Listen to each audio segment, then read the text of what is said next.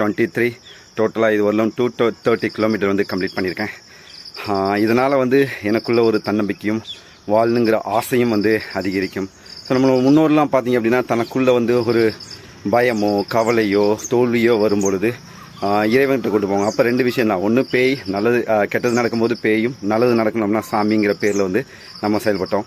So அவங்க பார்த்திங்க அப்படின்னா வந்து தன்னைத்தானே வந்து மெருகேற்றிக்கிறது, அதாவது வலிமையை வளர்த்துக்கிறதுக்கு அளவு குத்துதல், அங்கம் பெறுதல், அக்னி சட்டி எடுத்தல், இந்த மாதிரிலாம் வந்து வேண்டிக்குவாங்க. அது என்ன, மனதை தைரியப்படுத்துது. தன்னுடைய உடலை தைரியப்படுத்துறது மூலிமா, வலிமைப்படுத்துறது மூலிமா மனதை வந்து தைரியப்படுத்துது. ஸோ அதை அடிப்படையாக வச்சு தன்னம்பிக்கை அதிகப்படுத்தி அந்த செயலில் வந்து வெற்றி பெறுறாங்க, தன்னுடைய வேண்டுதலையும் நிறைவேற்றுறாங்க. ஸோ மாடர்ன் என்னுடைய உலகத்தில் வந்து நான் இப்படி தான் பண்ணுறேன்.